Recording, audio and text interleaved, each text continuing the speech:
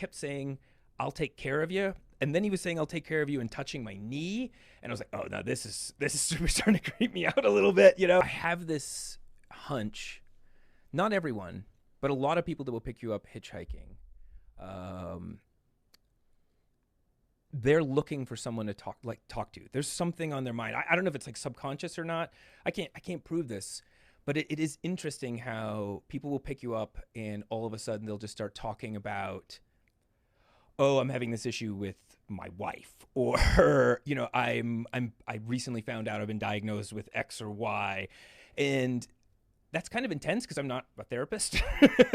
But at the same time, I do You think there's are. something going on there, You where are, people though. want to, yeah. You're I not mean, a I'm not certified. trained. You're not a certified, but what is a therapist, right? You're just Yeah. somebody that's sitting there listening. You talk about your problems, but that's all it takes. Yeah. It's just somebody with an open ear, Yeah. and they just want to have a conversation. And to your point, that guy who, yeah, like, I think he was kind of blind to how this was in rural Idaho. I had just left,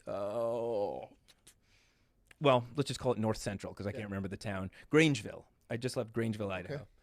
And yeah, it was kind of getting close to dark. He pulls over, he shouts like, "Get in, get in, get in," because which usually there's much more, kind of a transaction where we're trying to figure out, hey, what's your deal? What's my deal? But he just told me to get in, and he had a reason for that, which was there's no really any space to pull over. So I just kind of had to make a snap decision. And I get in, and he's like, "I don't really want to be filmed much." Like he didn't want to do a proper interview. He didn't mind the camera being on. And the first thing he says is, "Do you have some time? I want to take you in another direction and show you something." And then just starts driving me up into the mountains. And I What's just don't, going through your mind at this point, though? well, trying to assess, right? One of the things was he was quite old. He was like he said he was 83. Okay. And so, yeah, I mean, really trying to rationalize like what could happen here. And if he has a gun, there's not much I can do. I'm not armed.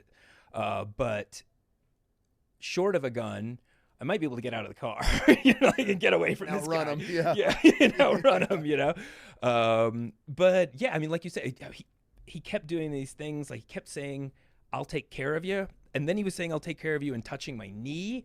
And I was like, "Oh no, this is starting to creep me out a little bit," Okay. Yeah. Okay. Which I in retrospect is just someone not understanding how they were coming across. Like I genuinely think it was like you mentioned, he really loves that part of Idaho, and he knows about this secret backcountry, and it is gorgeous up there. These views are just so dramatic, and he's, I think, fairly lonely. I mean, he implied that,